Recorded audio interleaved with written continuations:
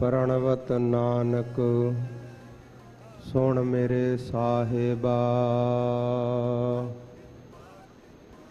डुबदा पत्थर लीजै सो कहो टाल गुर सेविया। अहनिस सहज सुभाए दर्शन परसै गुरु का। जन्म मरण दुख जाए होवै सिफत खुशामदी। नूर अरसहो कुरसहो चटिया। तुध डिठे सच्चे पातशाह मल जन्म जन्म दी कटिया। तुध डिठे सच्चे पातशाह मल जन्म जन्म दी कटिया। सतनाम श्री वाहिगुरु साहिब जी। सलोक महला चौथा। अंतर अज्ञान भई मत मध्यम। सतगुर की प्रतीत नाही। अंदर कपट सब कपटो कर जानै। कपटे खपहे खपाही। अंतर अज्ञान भई मत मध्यम। सतगुर की प्रतीत नाही। अंदर कपट सब कपटो कर जानै। कपटे खपे खपाही। सतगुर का पाना चित न आवे। अपने सुआए फिराही। कृपा करे जे अपनी ता नानक शब्द समाही। सतगुर का पाना चित न आवे। अपने सुआए फिराही। कृपा करे जे अपनी ता नानक शब्द समाही।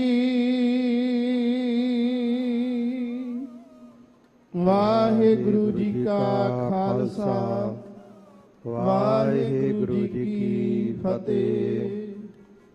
धन गरीब निवाज सतगुरु साहिब श्री गुरु रामदास सच्चे पातशाह जी दे पावन दरबार दियां हाजरियां भरन वास्ते दूरों नेड़ियों पहुँचे हुए गुरु सवारिओ। आपां सारिआं नूं सतगुरां दे उस मुकद्दस पवित्र स्थान ते बैठ करके अपने समय ਅਤੇ ਸਵਾਸਾਂ ਨੂੰ ਸਫਲ ਕਰਨ ਦਾ ਸੁਭਾਗ ਮਿਲ ਰਿਹਾ ਹੈ। ਜਿਸ ਪਾਵਨ ਅਸਥਾਨ ਦੀ ਚਰਨ ਧੂੜ ਨੂੰ ਸਾਰੀ ਸ੍ਰਿਸ਼ਟੀ ਰੋਚਦੀ ਹੈ। ਭਗਤ ਜਨ ਗੁਰਮੁਖ ਪਿਆਰੇ ਸ਼ਰਧਾਲੂ ਪ੍ਰੇਮੀ ਜਿਹੜੇ ਹਨ, ਜੋ ਅਕਾਲ ਪੁਰਖ ਵਾਹਿਗੁਰੂ ਪਰਮਾਤਮਾ ਦੇ ਨਾਲ ਇਕਮਿਕ ਹੋਣਾ ਚਾਹੁੰਦੇ ਹਨ, ਉਹ ਇਸ ਪਾਵਨ ਪਵਿੱਤਰ ਅਸਥਾਨ ਦੀ ਚਰਨ ਧੂੜ ਲੋਚਦੇ ਹਨ। ਸਾਧ ਸੰਗਤ ਜੀ, ਧੰਨ ਸਤਿਗੁਰੂ ਸਾਹਿਬ ਸ੍ਰੀ ਗੁਰੂ ਰਾਮਦਾਸ ਸੱਚੇ ਪਾਤਸ਼ਾਹ ਜੀ ਨੇ ਕਿਰਪਾ ਕੀਤੀ। ਜਿਸ ਸਮੇਂ ਅੰਮ੍ਰਿਤ ਵੇਲੇ ਆਪ ਜੀ ਗੁਰਤਾ ਗੱਦੀ ਦੇ ਸਿੰਘਾਸਨ ਉੱਪਰ ਸੁਭਾਇਮਾਨ ਹੋਏ, ਜੋ ਉਸ ਸਮੇਂ ਸ੍ਰੀ ਮੁਖ ਵਾਕ ਬਖਸ਼ਿਸ਼ ਕੀਤੇ ਹਨ, ਸਾਰੀ ਸ੍ਰਿਸ਼ਟੀ ਨੂੰ ਉਪਦੇਸ਼ ਬਖਸ਼ਿਸ਼ ਕੀਤਾ ਹੈ, ਉਸ ਪਾਵਨ ਉਪਦੇਸ਼ ਨੂੰ ਆਪ ਜੀ ਨੇ ਸਤਿਗੁਰਾਂ ਦੇ ਸੇਵਕਾਂ ਦੇ ਪਾਸੋਂ ਸ਼ਲੋਕ ਰੂਪ ਦੇ ਵਿੱਚ ਸਰਵਣ ਕੀਤਾ ਹੈ। ਇਹ ਪਾਵਨ ਉਪਦੇਸ਼, ਇਸ ਦੀ ਉਥਾਨਕਾ ਗੁਰਮੁਖ ਪਿਆਰੇ ਇਸ ਤਰ੍ਹਾਂ ਦੱਸਦੇ ਹਨ। ਧੰਨ ਸਤਿਗੁਰੂ ਸਾਹਿਬ ਗੁਰੂ ਅੰਗਦ ਦੇਵ ਸੱਚੇ ਪਾਤਸ਼ਾਹ ਜੀ, ਜਿਨ੍ਹਾਂ ਦਾ ਨਿਯਮ ਸਾਧ ਸੰਗਤ ਜੀ ਇਕਾਂਤ ਵਿੱਚ ਬੈਠਣਾ ਹੈ। ਅੰਮ੍ਰਿਤ ਵੇਲੇ ਇਸ਼ਨਾਨ ਕਰਕੇ ਸਮਾਧੀ ਵਿੱਚ ਬੈਠ ਜਾਂਦੇ ਹਨ। ਜਿਸ ਤਰ੍ਹਾਂ ਹੁਣ ਧੰਨ ਸਾਹਿਬ ਗੁਰੂ ਗ੍ਰੰਥ ਸਾਹਿਬ ਜੀ ਮਹਾਰਾਜ ਆਪਣੇ ਪਾਵਨ ਨਿੱਜੀ ਅਸਥਾਨਾਂ ਤੋਂ, ਵਿਸ਼ਰਾਮ ਅਸਥਾਨਾਂ ਤੋਂ ਚੱਲ ਕੇ, ਕੋਠਾ ਸਾਹਿਬ ਜੀ ਵਾਲੇ ਅਸਥਾਨ ਤੋਂ ਚੱਲ ਕੇ ਆਪ ਜੀ ਸ੍ਰੀ ਦਰਬਾਰ ਸਾਹਿਬ ਜੀ ਦੇ ਵਿੱਚ, ਸ੍ਰੀ ਹਰਮੰਦਰ ਸਾਹਿਬ ਜੀ ਦੇ ਵਿੱਚ ਸਿੰਘਾਸਨ ਉੱਪਰ ਸੁਭਾਇਮਾਨ ਹੁੰਦੇ ਨਾ। ਆਸਾ ਕੀ ਵਾਰ ਦੇ ਭੋਗ ਪੈਣ ਦੇ ਵਿੱਚ ਵੀ ਥੋੜਾ ਸਮਾਂ ਹੁੰਦਾ ਹੈ ਤੇ ਦਿਨ ਦੇ ਚੜ੍ਹਾਅ ਵਿੱਚ ਵੀ। ਇਹ ਦਸਾਂ ਪਾਤਸ਼ਾਹੀਆਂ ਦੀ ਮਰਿਆਦਾ ਰਹੀ ਹੈ। ਇਹ ਕੋਈ ਹੁਣ ਨਹੀਂ ਹੈ ਕਿ ਆਪਾਂ ਕਹੀਏ ਕਿ ਆਮ ਨਗਰਾਂ ਦੇ ਵਿੱਚ, ਸ਼ਹਿਰਾਂ ਵਿੱਚ ਤਾਂ ਬਹੁਤ ਤੜਕੇ ਜੇ ਕੋਈ 3 ਵਜੇ ਗੁਰਮੁਖ ਪਿਆਰੇ ਨਿਤਨੇਮ ਆਰੰਭ ਕਰਦੇ ਹਨ ਤਾਂ ਉਹ ਧੰਨ ਸਾਹਿਬ ਗੁਰੂ ਗ੍ਰੰਥ ਸਾਹਿਬ ਜੀ ਮਹਾਰਾਜ ਜੀ ਨੂੰ ਬੇਨਤੀ ਕਰਦੇ ਨੇ ਤੇ ਸਤਿਗੁਰੂ ਜੀ ਆ ਕੇ ਪਹਿਲਾਂ ਸਿੰਘਾਸਨ ਤੇ ਸੁਭਾਇਮਾਨ ਹੁੰਦੇ ਹਨ। ਅਰਦਾਸ ਹੁੰਦੀ ਹੈ, ਫਿਰ ਸਿਰ ਮੁਖ ਵਾਕ ਲੈਂਦੇ ਨੇ, ਫਿਰ ਨਿਤਨੇਮ ਸ਼ੁਰੂ ਕਰਦੇ ਨੇ। ਪਰ ਦਸਾਂ ਪਾਤਸ਼ਾਹੀਆਂ ਦੇ ਸਮੇਂ ਤੇ ਹੀ ਇਹ ਮਰਿਆਦਾ ਸੀ। ਦਰਬਾਰ ਦੇ ਵਿੱਚ ਅੰਮ੍ਰਿਤ ਵੇਲੇ ਨਿਤਨੇਮ ਸ਼ੁਰੂ ਹੋ ਜਾਣਾ, ਉਸ ਤੋਂ ਬਾਅਦ ਆਸਾ ਕੀ ਵਾਰ ਦਾ ਕੀਰਤਨ ਹੋਣਾ। ਜਦੋਂ ਆਸਾ ਕੀ ਵਾਰ ਦੇ ਭੋਗ ਦਾ ਸਮਾਂ ਹੁੰਦਾ ਸੀ, ਸਤਿਗੁਰੂ ਜੀ ਉਸ ਸਮੇਂ ਹੀ ਆ ਕਰਕੇ ਸਿੰਘਾਸਨਾਂ ਤੇ ਸੁਭਾਇਮਾਨ ਹੋਇਆ ਕਰਦੇ ਸੀ। ਇਸ ਦੀਆਂ ਇਤਿਹਾਸ ਵਿੱਚ ਬਹੁਤ ਗਵਾਹੀਆਂ ਹਨ। ਆਪਣੇ ਪਾਸ ਇੱਥੇ ਇੰਨਾ ਸਮਾਂ ਨਹੀਂ ਹੁੰਦਾ ਕਿ ਉਹਨਾਂ ਸਾਰਿਆਂ ਨੂੰ ਮੈਂ ਆਪ ਜੀ ਦੇ ਚਰਨਾਂ ਵਿੱਚ ਬੇਨਤੀਆਂ ਕਰ ਸਕਾਂ। ਸਤਿਗੁਰੂ ਸਾਹਿਬ ਗੁਰੂ ਗੋਬਿੰਦ ਸਿੰਘ ਜੀ ਮਹਾਰਾਜ ਜੀ ਦੇ ਸਮੇਂ ਦੀ ਇੱਕ ਘਟਨਾ ਛੋਟੀ ਜੀ ਮੈਂ ਆਪ ਜੀ ਨੂੰ ਬੇਨਤੀ ਕਰਦਾ ਹਾਂ। ਨਿਤਨੇਮੀ ਸਿੰਘ ਥੋੜਾ ਜਿਹਾ ਲੇਟ ਹੋ ਗਿਆ। ਸੁਖਮਨੀ ਸਾਹਿਬ ਜੀ ਦੀ ਅਖੀਰਲੀ ਅਸ਼ਟਪਦੀ ਦੀਆਂ ਕੁਝ ਪੌੜੀਆਂ ਰਹਿੰਦੀਆਂ ਹੈ। ਰਾਗੀ ਸਿੰਘ ਆਏ ਤੇ ਉਹਨਾਂ ਨੇ ਆਪਣੇ ਸਾਜ਼ ਸ਼ੁਰੂ ਕਰ ਦਿੱਤੇ ਵਜਾਉਣੇ। ਉਹ ਸਿੱਖ ਨੇ ਕੁਝ ਮਨ ਵਿੱਚ ਰੋਸ ਕਰਦੇ ਹੋਏ ਵਿੱਚੇ ਪਾਠ ਰੋਕ ਕੇ ਬੇਨਤੀ ਕੀਤੀ ਕਿ ਬਸ 1-2 ਮਿੰਟ ਹੋਰ ਮੈਂ ਭੋਗ ਪਾ ਦੇਣਾ। ਉਹ ਕਹਿਣ ਲੱਗੇ ਨਹੀਂ ਭਾਈ, ਸਾਡਾ ਸਮਾਂ ਹੋ ਗਿਆ ਹੈ। ਉਹਨਾਂ ਕੀਰਤਨ ਆਰੰਭ ਸ਼ਬਦ ਕਰ ਦਿੱਤੇ ਤੇ ਉਹ ਸਿੰਘ ਕਹਿੰਦਾ ਕਿ ਮੈਂ ਕੋਈ ਨਹੀਂ, ਜਦੋਂ ਸਤਿਗੁਰੂ ਜੀ ਦਰਬਾਰ ਚ ਆਉਣਗੇ ਤੁਹਾਡੀ ਸ਼ਿਕਾਇਤ ਲਾਵਾਂਗਾ।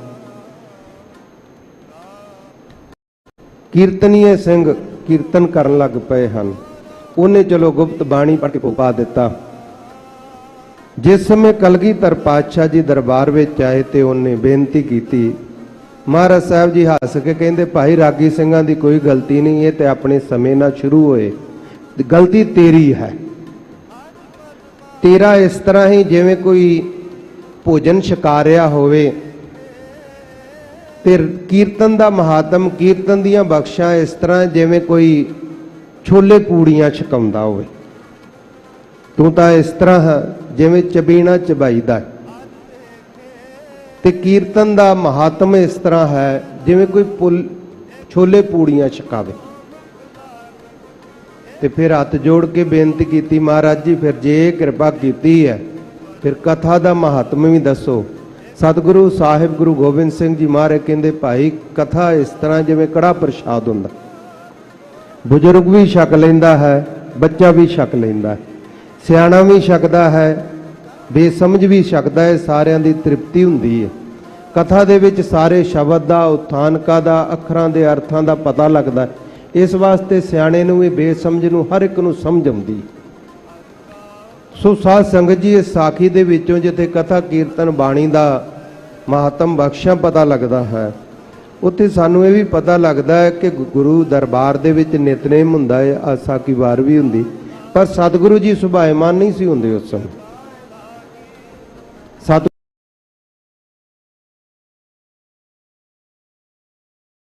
ਬਚਨ ਚੱਲਿਆ ਸੀ, ਧੰਨ ਗੁਰੂ ਅੰਗਦ ਦੇਵ ਜੀ ਮਹਾਰਾਜ ਜੀ ਇਕਾਂਤ ਵਿੱਚ ਬੈਠੇ ਸਮਾਧੀ ਲਾ ਕੇ, ਤੇ ਜਿਸ ਸਮੇਂ ਸਮਾਂ ਹੁੰਦਾ ਦਰਬਾਰ ਦਾ, ਆਪ ਜੀ ਚਾਲੇ ਪਾਉਂਦੇ ਆ, ਤੇ ਸਾਧ ਸੰਗਤ ਜੀ ਜਿਹੜੇ ਮੰਜਿਆਂ ਤੇ ਪਏ ਹੋਏ ਵੀ ਮਰੀਜ਼ ਆਉਂਦੇ ਆ, ਜਿਨ੍ਹਾਂ ਤੇ ਕਿਰਪਾ ਦ੍ਰਿਸ਼ਟੀ ਪਾ ਦਿੰਦੇ ਆ, ਉਹ ਉੱਠ ਕੇ ਘਰਾਂ ਨੂੰ ਜਾਂਦੇ ਆ। ਗੱਜ ਕੇ ਬੁਲਾਓ ਸਤਨਾਮ ਸ੍ਰੀ ਵਾਹਿਗੁਰੂ। ਆਪ ਜੀ ਬਚਨ ਬਹੁਤ ਘੱਟ ਕਰਦੇ ਹੁੰਦੇ ਸੀ। ਮਾਇਆ ਵਿਹਾਰ ਲੰਗਰਾਂ ਦੇ ਵਿੱਚ ਘਾਟਾ ਪੈ ਰਿਹਾ ਜਾਂ ਕੀ ਹੋ ਰਿਹਾ, ਐਸੀ ਚਰਚਾ ਕੋਈ ਨਹੀਂ ਸੀ ਕਰ ਸਕਦਾ। ਤੇ ਜੇ ਕੋਈ ਰੋਗੀ ਸੋਗੀ ਭੋਗੀ ਕਿਸੇ ਤਰ੍ਹਾਂ ਦਾ ਕੋਈ ਹੁੰਦਾ ਸੀ, ਤੇ ਉਹ ਜਿੱਤੇ ਕਿਰਪਾ ਦ੍ਰਿਸ਼ਟੀ ਹੋ ਜਾਂਦੀ, ਉਹ ਠੀਕ ਹੋ ਕੇ ਘਰਾਂ ਨੂੰ ਚਲੇ ਜਾਂਦੇ ਸੀ, ਫਿਰ ਬੋਲਣ ਦੀ ਕੀ ਲੋੜ ਉੱਥੇ। ਇਸ ਤਰ੍ਹਾਂ ਆਪ ਜੀ ਨੇ ਗੁਰੂ ਦਰਬਾਰ ਦੀ ਮਰਿਆਦਾ ਰੱਖੀ ਹੈ। ਅੰਮ੍ਰਿਤ ਵੇਲੇ ਦੀ ਦੁਪਹਿਰ ਦੇ ਸਮੇਂ ਬੱਚਿਆਂ ਨੂੰ ਪੜ੍ਹਾਉਂਦੇ ਆ, ਬੱਚਿਆਂ ਦੀਆਂ ਕੁਸ਼ਤੀਆਂ ਕਰਾਉਂਦੇ ਆ, ਘੋਲ ਕਰਾਉਂਦੇ ਆ। ਵੇਖੋ ਸਾਧ ਸੰਗਤ ਜੀ, ਇੱਕ ਮੈਂ ਬੇਨਤੀ ਕਰ ਦਵਾਂ, ਅੱਜ ਸਾਡਾ ਦੁਖਾਂਤ ਹੈ, ਸਾਰਿਆਂ ਨੇ ਅੰਗਰੇਜ਼ੀ ਤੇ ਬਾਹਰ ਨੂੰ ਮੂੰਹ ਚੁੱਕਿਆ। ਇਹ ਉਸ ਸਮੇਂ ਦੀ ਮੈਂ ਬੇਨਤੀ ਕਰਨ ਲੱਗਾ ਜਦੋਂ ਪੂਰੀ ਦੁਨੀਆ ਦੇ ਵਿੱਚ ਕੇਵਲ ਅਰਬੀ ਚੱਲਦੀ ਸੀ। ਅਲਫ ਬੇ ਤੇ ਸੇ ਇਹ ਅੱਖਰ ਚੱਲਦੇ, ਜਿਹਨੂੰ ਆਪਾਂ ਅਰਬੀ ਦੇ ਕਹਿ ਲਈਏ, ਫਾਰਸੀ ਦੇ ਕਹਿ ਲਈਏ, ਭਾਵੇਂ ਉਰਦੂ ਦੇ ਕਹਿ ਲਈਏ, ਲਿਪੀ ਸਾਰਿਆਂ ਦੀ ਇੱਕੋ ਹੀ ਹੈ। ਉਹਨਾਂ ਦਿਨਾਂ ਵਿੱਚ ਪੂਰੀ ਦੁਨੀਆ ਦੇ ਉੱਤੇ ਇਹ ਵਿਦਿਆ ਚੱਲਦੀ ਸੀ। ਉਦੋਂ ਕੋਈ ਕਹਿ ਨਹੀਂ ਸੀ ਸਕਦਾ ਕਿ ਇਹ ਗੁਰਮੁਖੀ ਵਿਦਿਆ ਦੀ ਲੋੜ ਹੈ, ਪਰ ਸਤਿਗੁਰਾਂ ਨੇ ਬਖਸ਼ਾਂ ਕਰਕੇ ਖਡੂਰ ਸਾਹਿਬ ਜੀ ਦੇ ਵਿੱਚ ਬੱਚਿਆਂ ਨੂੰ ਪੜ੍ਹਾਇਆ। ਧੰਨ ਗੁਰੂ ਨਾਨਕ ਦੇਵ ਜੀ ਮਹਾਰਾਜ ਜੀ ਨੇ ਪੂਰੀ ਦੁਨੀਆ ਦੇ ਵਿੱਚ ਰਟਨ ਕੀਤਾ। ਹਰ ਤਰ੍ਹਾਂ ਦੀ ਭਾਸ਼ਾ ਆਪ ਬੋਲੀ, ਹਰ ਇੱਕ ਬੋਲੀ ਵਿੱਚ ਆਪ ਜੀ ਨੇ ਸਮਝਾਇਆ, ਕਿਰਪਾ ਕੀਤੀ। ਜਿਹੜੇ ਵੀਰ ਕਹਿ ਦਿੰਦੇ ਨਾ ਸਤਿਗੁਰਾਂ ਨੇ ਕਰਾਮਾਤ ਨਹੀਂ ਦਿਖਾਈ, ਗੁਰਮੁਖੋ ਪੈਰ ਪੈਰ ਤੇ ਕਰਾਮਾਤ ਦਿਖਾਈ ਹੈ। ਪੰਜਾਬ ਤੋਂ ਬਾਹਰ ਬਿਆਸ ਨੂੰ ਪਾਰ ਕਰੀਏ, ਦੁਆਬੇ ਦੀ ਬੋਲੀ ਬਦਲ ਜਾਂਦੀ ਹੈ। ਸਤਲੁਜ ਪਾਰ ਹੋ ਜਾਈਏ, ਮਾਲਵੇ ਦੇ ਅੱਖਰ ਬਦਲ ਜਾਂਦੇ। ਹੁਣ ਤਾਂ ਸਕੂਲਾਂ ਦੀ ਪੜ੍ਹਾਈ ਕਰਕੇ ਤੇ ਟੈਲੀਵਿਜ਼ਨ ਕਰਕੇ ਬਹੁਤ ਫਰਕ ਪੈ ਗਿਆ, ਨਹੀਂ ਤਾਂ ਅੱਜ ਵੀ ਬਹੁਤ ਸਾਰੇ ਅੱਖਰਾਂ ਦਾ ਫਰਕ ਹੈ ਬਹੁਤ। ਹਰਿਆਣੇ ਵਿੱਚ ਚਲੇ ਜਾਓ, ਉਧਰ ਹੋਰ ਬੋਲੀ ਹੈ। ਅਗਾਂਹ ਦੇ ਅਗਾਂਹ ਤੁਰੇ ਜਾਓ, ਪੈਰ ਪੈਰ ਤੇ ਬੋਲੀਆਂ ਬਦਲਦੀਆਂ ਸੀ। ਮੇਰੇ ਧੰਨ ਸਾਹਿਬ ਗੁਰੂ ਨਾਨਕ ਦੇਵ ਜੀ ਨਿਰੰਕਾਰ ਨੇ ਫਿਰ ਕਿਸ ਤਰ੍ਹਾਂ ਸਮਝਾਇਆ ਸ੍ਰਿਸ਼ਟੀ ਨੂੰ। ਉਹ ਤਾਂ ਸਾਰੇ ਥਾਵਾਂ ਤੇ ਬੋਲੀ ਬੋਲ ਕੇ ਉਹਨਾਂ ਨੇ ਸਮਝਾਇਆ, ਕਿਰਪਾ ਕੀਤੀ ਹੈ। ਪਰ ਅਖੀਰ ਦੇ ਵਿੱਚ ਜਿਹੜੀ ਮੈਂ ਬੇਨਤੀ ਕਰਨਾ ਚਾਹੁੰਦਾ, ਜੇ ਉਹਨਾਂ ਨੇ ਆਪਣੀ ਪਾਵਨ ਬਖਸ਼ਾਂ ਮੇਰਾ ਬ੍ਰਹਮ ਵਿਦਿਆ, ਬ੍ਰਹਮ ਗੁਰਬਾਣੀ, ਪਰਮਾਤਮਾ ਦਾ ਰੂਪ, ਵਾਹੋ ਵਾਹੋ ਬਾਣੀ ਨਿਰੰਕਾਰ ਹੈ ਜਿਸ ਜੇਵੜਾ ਵਰਨਾ ਕੋਏ, ਜੇ ਲਿਖਵਾਈ ਤੇ ਆਪ ਲਿਪੀ ਉਚਾਰ ਕੇ ਲਿਖਵਾਈ, ਕਿਰਪਾ ਕੀਤੀ। ਗੁਰਮੁਖੀ ਅੱਖਰ ਜਿਸ ਨੂੰ ਆਪਾਂ ਕਹਿੰਦੇ ਆ, ਸਾਰੇ ਪਿਆਰ ਨਾਲ ਗੱਜ ਕੇ ਬੁਲਾਓ ਸਤਨਾਮ ਸ੍ਰੀ ਵਾਹਿਗੁਰੂ। ਕਿਸੇ ਵੀ ਕੌਮ ਨੂੰ ਤਿੰਨ ਚਾਰ ਚੀਜ਼ਾਂ ਬਹੁਤ ਜ਼ਰੂਰੀ ਚਾਹੀਦੀਆਂ। ਇੱਕ, ਉਹਨਾਂ ਨੂੰ ਲਿਪੀ ਚਾਹੀਦੀ ਹੈ। ਉਹਨਾਂ ਦੀ ਬੋਲੀ ਤਾਂ ਵੱਖਰੀ ਹਰ ਇੱਕ ਦੀ ਹੁੰਦੀ ਹੈ, ਪਰ ਕੌਮੀਅਤ ਵਾਸਤੇ, ਦੇਸ਼ ਵਾਸਤੇ ਇੱਕ ਬੋਲੀ ਚਾਹੀਦੀ ਹੈ। ਇੱਕ ਲਿਪੀ ਵੀ ਚਾਹੀਦੀ ਹੈ, ਲਿਖਣ ਸ਼ੈਲੀ। ਅੱਜ ਪੂਰੀ ਦੁਨੀਆ ਦੇ ਵਿੱਚ ਜੇ ਮੈਂ ਜ਼ਿਆਦਾ ਨਾ ਕਵਾਂ ਤੇ 75% ਦੁਨੀਆ ਜਿਹੜੀ ਹੈ ਉਹ ਅੰਗਰੇਜ਼ੀ ਅੱਖਰਾਂ ਨੂੰ ਵਰਤਦੀ, ਜਦ ਕਿ ਰੋਮਨ ਅੱਖਰ ਨੇ, ਰੋਮਨ ਇਟਲੀ ਦੇ। ਧੰਨ ਗੁਰੂ ਨਾਨਕ ਦੇਵ ਜੀ ਨਿਰੰਕਾਰ ਨੇ ਕਿਰਪਾ ਕੀਤੀ, ਬਚਪਨ ਵਿੱਚ ਹੀ ਆਪਣੇ ਉਸਤਾਦ ਗੋਪਾਲ ਚੰਦ ਪਾਂਧਾ ਜੀ ਨੂੰ ਆਸਾ ਮਹੱਲਾ ਪਹਿਲਾ ਪੱਟੀ ਲਿਖੀ, ਸੱਸੈ ਸੋਏ ਸ੍ਰਿਸ਼ਟ ਜਨ ਸਾਜੀ। ਇਹਦੇ ਵਿੱਚ 35 ਅੱਖਰ ਹੈ। ਧੰਨ ਗੁਰੂ ਗ੍ਰੰਥ ਸਾਹਿਬ ਜੀ ਮਹਾਰਾਜ ਜੀ ਦੀ ਬਾਣੀ ਪੜ੍ਹ ਲਈ, ਭਾਈ ਸਾਹਿਬ ਭਾਈ ਗੁਰਦਾਸ ਜੀ ਦੀ ਬਾਣੀ ਪੜ੍ਹ ਲਈ। ਮੈਂ ਦਾਅਵੇ ਨਾਲ ਇਹ ਬੇਨਤੀ ਕਰਦਾ ਹਾਂ ਆਪ ਜੀ ਨੂੰ, 35 ਅੱਖਰਾਂ ਤੋਂ ਵੱਧ ਨਹੀਂ ਲੋੜ ਹੈਗੀ। ਜਿਹੜੇ ਬਿੰਦੀਆਂ ਲਾ ਕੇ ਬੜਾਈ ਫਿਰਦੇ ਆ, ਉਹ ਅੱਜ ਦੀ ਵਿਦਿਆ ਵਾਸਤੇ ਲੋੜ ਹੋਏਗੀ, ਪਰ ਗੁਰੂ ਗ੍ਰੰਥ ਸਾਹਿਬ ਜੀ ਦੀ ਬਾਣੀ ਪੜ੍ਹਨ ਲਈ ਕੋਈ ਲੋੜ ਨਹੀਂ ਹੈਗੀ ਇਹਨਾਂ ਅੱਖਰਾਂ ਦੀ। 35 ਅੱਖਰਾਂ ਦੀ ਲੋੜ ਹੈ, ਉਹ ਸਤਿਗੁਰਾਂ ਨੇ ਪੂਰੀ ਕੀਤੀ ਹੈ। ਪੂਰੇ ਕਾ ਕੀਆ ਸਭ ਕਿਛ ਪੂਰਾ। ਨਹੀਂ ਤੇ ਸਵਾਲ ਉੱਠਣਗੇ ਕਿ ਸਤਿਗੁਰਾਂ ਦੀ ਲਿਪੀ ਬਖਸ਼ਿਸ਼ ਕੀਤੀ ਹੋਈ, ਸਤਿਗੁਰਾਂ ਦੀ ਬਾਣੀ ਅਧੂਰੀ ਹੈ ਕਿ ਅਸੀਂ ਹੋਰ ਅੱਖਰ ਬਣਾ ਰਹੇ। ठीक है, समय अनुसार अखर बदलते हैं, भाषावां बदलदियां, यह गल वक्री है। सतगुरां ने साडे ते किरपा कीती है, जिथे साडी बोली वक्री उत्थे सानू लिपि भी वक्री बख्शी। धन गुरु नानक देव जी महाराज ने, गुरु अंगद देव जी ने पढ़ाई, सानू पहरावा वखरा बख्शिया, सभ्याचार साडा वखरा बख्शिया, साडियां रहो रीतां सतगुरां दी बख्शी हुई मर्यादा सब अडरी बख्शी है। रहनी रह सोई सिख मेरा, ओ साहिब मैं उसका चेरा। रहत बिना नह सिख कहावै, रहत बिना दर चोटा खावे। अज असीं चोटा क्यों खा रहे हैं?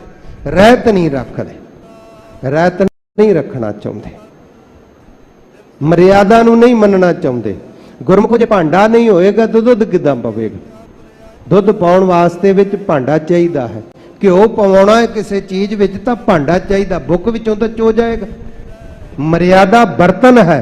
जे गुरु दी बाणी दा अमृत, गुरु दियां बख्शां हिरदे च पाउणीਆਂ ते मर्यादा रूपी भांडा भी चाहिदा, फिर पवित्रता नाल चाहिदा। इहदे विच अपणीਆਂ दखलअंदाजियां ते मनमर्जियां नहीं चाहिदियां। गुर कहिया साकार कमावो, गुरु की करनी काहे तावो। धन साहिब गुरु अंगद देव जी बख्शां कर रहे हैं, उन्हां दे चरण शरण धन साहिब गुरु अमरदास जी महाराज आए ने, जिहड़े सतगुरु ने इन्हां ने सेवावां कीतियां। जिवें ब्लैक बोर्ड दे उत्ते टीचर लिखदा है, वो स्कूल विच पढ़ाउण आउण तो पहलां ही टीचर पदवी ते बह के आया। इस तरह जिन्ने गुरु साहिबान ने उन्हां सेवावां जरूर कीतियां, पर सानू सिखाउण वास्ते, इस वास्ते नहीं कि उन्हां सेवा कीती ते तां गुरु पदवी मिली है। नहीं, गुरमुखो धुरों दरगाहों तो ही गुरु बन के आए, वो गुरु साहिब सन। उन्हां सानू सिक्ख्या दित्ती है, पूरने पाए है, आप कृपा कीती है। मैं विस्तार विच ना जावां। धन साहिब गुरु अमरदास जी महाराज, आप जी सारे जानते हो, आप जी ने सेवा करके जाच सानू दसी है। तो धन साहिब गुरु अंगद देव जी महाराज जी एक दिन कहन लगे, एक गोंदा नाम का खतरी, गोयंदा भी नाम आउंदा ते गोंदा भी आउंदा, उन्हें बेनती की, महाराज मैं झूठी धर्म की सौं खाधी ते मेरा मकान नहीं बनता, दिने बनाउंदे आ रात नूं ढा दिंदे आ, प्रेत रूहां अवगत रूहां। ते गुरमुखो इस साखी तो सिक्ख्या लैनी है, जेड़े बंदे झूठियां सौंवां खांदे उन्हां ते भरोसा नहीं करना। आप भी कदी सौं नहीं खानी धर्म की, कोई इतबार करे ना करे, गुरु गोबिंद सिंह जी का हुक्म है। जेड़ा भी सौं खांदा है, इतिहास चुक के वेख लो, अपने विच प्रचलित कर दिता कि मुसलमान सौं खांदा नहीं। जेड़ा मर्जी इतिहास वेख लो, महाराज ने कहा जेड़ा भी सौं खांदा है उत्ते इतबार नहीं करना, ते सौं खाण वाले दा नहीं बनता कुछ। गोविंदे ने बेनती की, तरला किया, महाराज मैं झूठी सौं खा के कचहरी दे विच तां मुकदमा जित गया अपने भरा तो, ये मैनू अस्थान मिल गया, मैं लालच किया कि घाट है गोविंद, ये दरिया ब्यास दा सुल्तानपुर लोधी तो सड़क आउंदी सी ना वड्डी शाही राह, ते उहदे उत्ते हुण इहो जिहा टिकाणा एक वपार दा केंद्र बनना, ते उन्हें लालच किया, झूठियां सौंवां खा के उन्हें जित लिया मुकदमा। दूजा धर्मी सी, वो कहंदा काहदे वास्ते जमीन के टुकड़े लई रहण दे, कोई गल ही नहीं, पर वो वसदा नहीं। फिर तरला लिया। उस समय धन गुरु अंगद देव जी महाराज ने पुत्रां नूं भी कहा, साखी लम्मी है आपां छड्ड दईए, उन्हां बचन नहीं मन्ने। साहिब गुरु अमरदास जी महाराज नूं कहा, पुरखा तुसीं जाओ, आ साडी छटी लै जाओ, उत्थे जाके नगर वसाया। ते महाराज जी का हुक्म सी कि इस गोयंदे दे नाम ते ही नाम रखना है, गोयंदवाल रख दिता। ते जदों धन साहिब गुरु अंगद देव जी महाराज भाणा वरता गए, समा गए साहिब गुरु अमरदास जी महाराज दे विच, गुरता गद्दी ते सुभाईमान है, गोयंदा शरीर छड्ड गया है, उहदा अपना पुत्र नहीं सी, पालक पुत्र सी, भतीजा होवे कोई होवे। उन्हें झूठ बोलिया, झूठ बोल के उन्हें हिस्सा लेना चाहे कि मैनू भी हिस्सा चाहिए। ਉਹਦੀ ਜਿਹੜੀ घटना सी, जिस तरह वो छल करता सी, जिस तरह वो कपट करता सी, सतगुरां ने अपने बचनों द्वारा धन साहिब गुरु रामदास सच्चे पातशाह जी ने गौड़ी की वार दे विच भी बख्शां कीतियां। अज वाला भी श्लोक वो जिहड़ा गोयंदे दा भतीजा सी ना, जिहड़ा उहदा पालक पुत्र बनया होया सी, ਉਹਦਾ ਪੁੱਤਰ ਹੀ ਉਹਨੂੰ ਕਹਿੰਦੇ ਸਨ। ਜਿਸ ਤਰ੍ਹਾਂ ਉਹ ਕਪਟ ਤੇ ਛਲ ਕਰਦਾ ਸੀ, ਸਾਹਿਬ ਗੁਰੂ ਰਾਮਦਾਸ ਸੱਚੇ ਪਾਤਸ਼ਾਹ ਜੀ ਨੇ ਉਸ ਸਮੇਂ ਦੀ ਸੰਗਤ ਨੂੰ ਪਾਵਨ ਬਚਨ ਉਚਾਰਨ ਕਰਕੇ ਸਮਝਾਇਆ ਹੈ। ਤੇ ਪਰਥਾਏ ਸਾਖੀ ਮਹਾਂਪੁਰਖ ਬੋਲਦੇ ਸਾਂਝੀ ਸਗਲ ਜਹਾਨ ਹੈ। ਜਿਹੜਾ ਵੀ ਛਲ ਕਪਟ ਕਰੇਗਾ ਦੁਨੀਆ ਦੇ ਨਾਲ, ਭੋਲੀ ਦੁਨੀਆ ਨਾਲ, ਜਿਹੜਾ ਛਲ ਕਪਟ ਕਰੇਗਾ ਗੁਰੂ ਘਰ ਦੇ ਨਾਲ, ਤੇ ਗੁਰਮੁਖੋ ਉਹਦਾ ਲੋਕ ਵੀ ਜਾਂਦਾ ਹੈ ਤੇ ਪਰਲੋਕ ਵੀ ਜਾਂਦਾ ਹੈ। ਸਤਿਗੁਰੂ ਗੁਰੂ ਰਾਮਦਾਸ ਸੱਚੇ ਪਾਤਸ਼ਾਹ ਜੀ ਦੇ ਚਰਣੀ ਅਰਦਾਸ ਕਰੀਏ ਕਿ ਮਹਾਰਾਜ ਸਾਨੂੰ ਛਲ ਕਪਟ ਤੋਂ ਛੁਡਾ ਲਓ। ਕਰਦੇ ਆਪਾਂ ਵੀ ਆ। ਮੱਥਾ ਟੇਕਣ ਤੋਂ ਪਹਿਲਾਂ ਹੀ ਜੇਬ ਵਿੱਚ ਹੱਥ ਮਾਰ ਕੇ ਨਿੱਕੇ ਤੋਂ ਨਿੱਕਾ ਨੋਟ ਲੱਭਦੇ ਆ। ਸਾਡਾ ਛਲ ਕਪਟ ਵੇਖੋ ਕਿਹੋ ਜਿਹਾ। ਤੇ ਜੇ ਵੱਡਾ ਨੋਟ ਹੱਥ 'ਚ ਆ ਜੇ ਤੇ ਆਪਾਂ ਜੇਬ 'ਚ ਪਾ ਲੈਨੇ, ਤੇ ਜੇ ਗੋਲਕ 'ਚ ਪਾ ਦਈਏ ਫਿਰ ਆਖੀਦਾ ਵੱਡਾ ਨੋਟ ਅੱਜ ਮੈਂ ਮੱਥਾ ਟੇਕਿਆ। ਤੇ ਗੁਰੂ ਸਾਹਿਬ ਨਾਲ ਛਲ, ਗੁਰੂ ਸਾਹਿਬ ਜੀ ਦੇ ਚਰਨਾਂ ਵਿੱਚ ਤਾਂ ਸਾਰੀ ਸ੍ਰਿਸ਼ਟੀ, ਸਾਰੀ ਮਾਇਆ ਉਹਦੀ ਹੈ। ਅਸੀਂ ਕਹਿੰਦੇ ਵੀ ਆ ਮਾਇਆ ਵੱਧ ਤੋਂ ਵੱਧ ਸੇਵਾ ਕਰਾਂਗੇ ਤੇ ਸਾਡਾ ਭਲਾ ਹੋਣਾ ਬਹੁਤੀ ਮਿਲਣੀ ਹੈ। ਪਰ ਗੁਰੂ ਦਰ ਦੀ ਸੇਵਾ ਕਰਨ ਲੱਗੇ ਕਿੱਦਾਂ ਸਾਡਾ ਮਨ ਛਲ ਕਪਟ ਕਰਦਾ ਆਪਾਂ ਸਾਰੇ ਹੀ ਜਾਣਦੇ ਆ। ਬਹੁਤਾ ਕਿਸੇ ਪਰਥਾਏ ਕਹਿਣ ਦੀ ਲੋੜ ਨਹੀਂ, ਕੇਵਲ ਹੰਕਾਰ ਹੀ ਚੁੱਕੀ ਫਿਰਦੇ ਆ। ਗੁਰੂ ਸਾਹਿਬ ਵੀ ਕਿਰਪਾ ਕਰਕੇ ਬਚਾਉਣ, ਜਿਵੇਂ ਧੰਨ ਸਾਹਿਬ ਗੁਰੂ ਰਾਮਦਾਸ ਸੱਚੇ ਪਾਤਸ਼ਾਹ ਕਿਰਪਾ ਕਰ ਰਹੇ ਨੇ। ਆਓ ਸਾਧ ਸੰਗਤ ਜੀ ਸਰਵਣ ਕਰੀਏ। ਸਾਰੇ ਪਿਆਰ ਨਾਲ ਗੱਜ ਕੇ ਬੁਲਾਓ ਸਤਨਾਮ ਸ੍ਰੀ ਵਾਹਿਗੁਰੂ ਸਾਹਿਬ ਜੀ। ਸਤਨਾਮ ਸ੍ਰੀ ਵਾਹਿਗੁਰੂ ਸਾਹਿਬ ਜੀ। ਸਾਲੋਕ ਮਹੱਲਾ ਚੌਥਾ। ਚੌਥੇ ਪਾਤਸ਼ਾਹ ਸਾਹਿਬ ਸ੍ਰੀ ਗੁਰੂ ਰਾਮਦਾਸ ਸੱਚੇ ਪਾਤਸ਼ਾਹ ਜੀ ਸਾਡੇ ਤੇ ਮਿਹਰ ਕਰਦੇ ਆ, ਕਿਰਪਾ ਕਰਦੇ ਹਨ, ਜਿਨ੍ਹਾਂ ਦੀ ਮਹਿਮਾ ਵਡਿਆਈ ਕਹੀ ਨਹੀਂ ਜਾ ਸਕਦੀ। ਗੁਰੂ ਗ੍ਰੰਥ ਸਾਹਿਬ ਮਹਾਰਾਜ ਸੱਚੇ ਪਾਤਸ਼ਾਹ ਜੀ ਕਹਿੰਦੇ ਭਾਈ ਸਾਡਾ ਜਿਹੜਾ ਚੌਥਾ ਸਰੂਪ ਸੀ ਨਾ ਉਹ ਇਸ ਤਰ੍ਹਾਂ ਦਾ ਹੈ। ਧੰਨ ਧੰਨ ਰਾਮਦਾਸ ਗੁਰ ਜਿਨ ਸਿਰਿਆ ਤਿਨ ਸਵਾਰਿਆ। ਉਹ ਵਾਹਿਗੁਰੂ ਦਾ ਰੂਪ, ਐਸੇ ਉਹ ਸਰੂਪ ਸਾਹਿਬ ਗੁਰੂ ਰਾਮਦਾਸ ਜੀ ਕਿਰਪਾ ਕਰਦੇ ਹਨ। ਅੰਤਰ ਅਗਿਆਨ ਭਈ ਮਤ ਮਧਿਮ ਸਤਿਗੁਰ ਕੀ ਪ੍ਰਤੀਤ ਨਾਹੀ। ਮਹਾਰਾਜ ਸਾਹਿਬ ਗੁਰੂ ਰਾਮਦਾਸ ਜੀ ਕਹਿੰਦੇ ਭਾਈ ਜਿਨ੍ਹਾਂ ਦੀ ਮਤ ਮੱਧਮ ਥੋੜੀ ਹੋ ਜਾਂਦੀ ਹੈ, ਰਾਜਸੀ ਲਾਲਚਾਂ ਵਿੱਚ ਤਿੰਨ ਤਰ੍ਹਾਂ ਦੀ ਮਤ ਹੁੰਦੀ ਹੈ। ਇੱਕ ਉੱਤਮ ਮਤ ਹੁੰਦੀ ਹੈ, ਇੱਕ ਮੱਧਮ ਜਿਹਨੂੰ ਆਪਾਂ ਕਹਿ ਸਕਦੇ ਹਾਂ ਫਸਟ, ਸੈਕੰਡ ਤੇ ਥਰਡ। ਪਹਿਲੇ ਦਰਜੇ ਦੀ ਉੱਤਮ ਮਤ ਕੀ ਹੈ? ਉੱਤਮ ਮਤ ਮੇਰੇ ਹਿਰਦੈ ਤੂੰ ਆਓ, ਧਿਆਵੋ ਗਾਵੋ ਗੁਣ ਗੋਬਿੰਦਾ, ਅਤ ਪ੍ਰੀਤਮ ਮੋਹਿ ਲਾਗੈ ਨਾਉ। ਇਹ ਉੱਤਮ ਮਤ ਹੈ। ਮੱਧਮ ਮਤ ਕੀ ਹੈ? ਜਿਹਦੇ ਵਿੱਚ ਰਾਜਸੀ ਫਾਇਦਾ, ਕੇਵਲ ਰਜੋਗੁਣ, ਝੂਠ ਬੋਲੋ, ਝੂਠ ਵਿਖਾਵੇ ਕਰੋ, ਜੋ ਮਰਜ਼ੀ ਕਰੋ, ਬਸ ਆਪਣੀ ਸਰਕਾਰ ਬਣ ਜਾ। ਮੱਧਮ ਮਤ। ਇਹ ਨਹੀਂ ਕਿ ਗੁਰੂ ਪਰਮਾਤਮਾ ਦੇ ਦਰ ਤੇ ਵੀ ਲੇਖਾ ਦੇਣਾ ਪਵੇਗਾ। ਸਾਧ ਸੰਗਤ ਜੀ ਰਾਜਾ ਉਹ ਚੰਗਾ ਹੁੰਦਾ ਹੈ ਜਿਹੜਾ ਆਪਣੇ ਬੱਚਿਆਂ ਦੀ ਨਿਆਈ ਪ੍ਰਜਾ ਨੂੰ ਪਾਲੇ। ਜਿਹੜਾ ਆਪਣੇ ਬੱਚਿਆਂ ਦੀ ਨਿਆਈ ਪ੍ਰਜਾ ਨੂੰ ਨਹੀਂ ਸਮਝਦਾ ਉਹ ਰਾਜਾ ਕਦੀ ਵੀ ਸਹੀ ਨਹੀਂ ਚੱਲ ਸਕੇਗਾ।